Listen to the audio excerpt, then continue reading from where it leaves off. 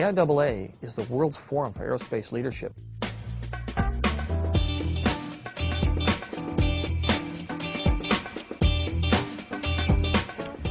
We're out here at Cone Lake, just north of California City, California. This is out in the middle of the Mojave Desert.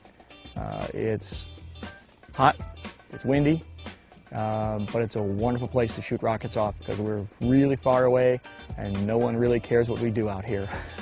The group that we're working with is the Reaction Research Society.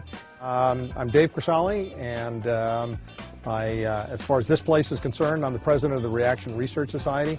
It's an amateur rocket group that's been around since 1943. In fact, it's the oldest continuously operating amateur rocket group in the world.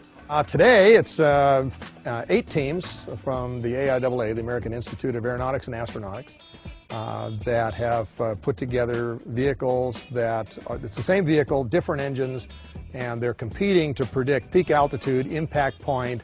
So a lot of the physical characteristics of how the vehicle would fly comes into play in their scoring. Well, all of the people that are on the that were on the teams are members of the American Institute of Aeronautics and Astronautics. They are military, student, professional engineers, the whole gambit.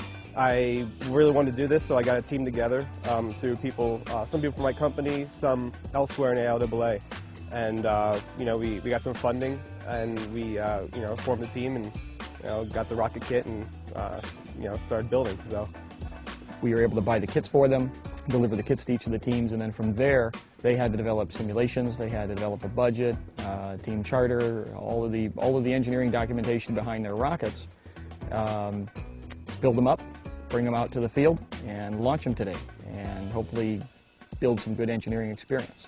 It's been about a year in planning, and today's the day to shoot. We were all really interested in building rockets, and we were like, hey, building rockets for free? yeah, for sure, dude. That's awesome. So we all got together, none of us knew each other beforehand, and we met at Starbucks. And right, and I walked up really confused, and Sylvie goes, "Are you here for a rocket?" Yeah. Yeah. This is a real hands-on method for learning a lot of hard, practical engineering, and that is exciting, and it engenders a lot of enthusiasm for more learning and for doing bigger and better projects.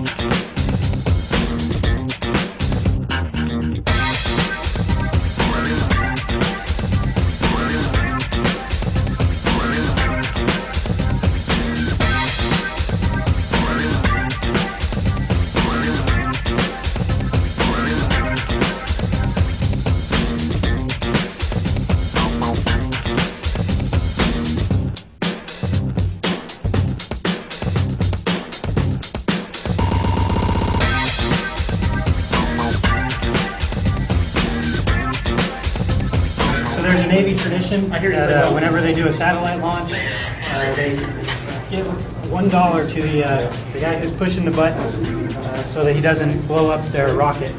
And so what we'll do is when you launch this, you keep this here underneath your launch pad, and if you don't blow up the rocket, you get to keep the $1. All right?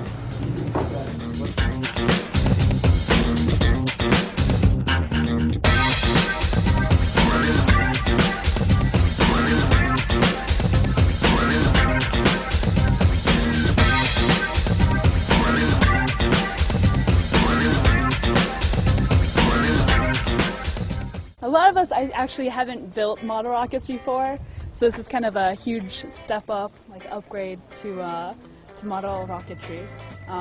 And it's kind of one of those things you do, it's like a hands-on project that you never really got to do as a kid, so at least I never got to do as a kid. It's great to come out here to this range and really work with some of the experts who have launched rockets time and time again, and they even helped us kind of load our fuel this morning and get it in and get it ready to go. And for those of us that have never done this before, that was awesome. Personally, I've never built this kind of rocket, so it was learning experience. It was great to put it together. Plus, we got to know a little bit about bad planning and good planning and stuff like that, management. None of us on the team have ever launched a rocket of this scale before.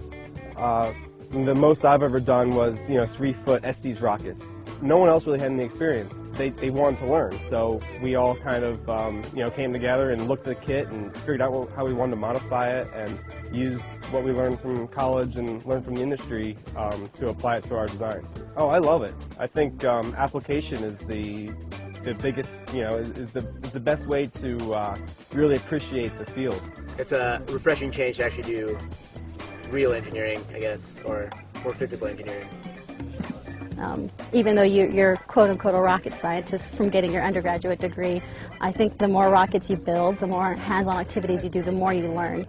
I think that a lot of the kids that have come out here today to fly rockets, as I said, had not had that opportunity before, and I haven't spoken to anyone yet who isn't enthusiastic about what's happened here today, and really enthused about things that they thought were going to bring the project to a standstill, that at the last second got saved because somebody came up with some clever idea to fix this or convert that or borrow this piece of wreckage from another vehicle and put it together.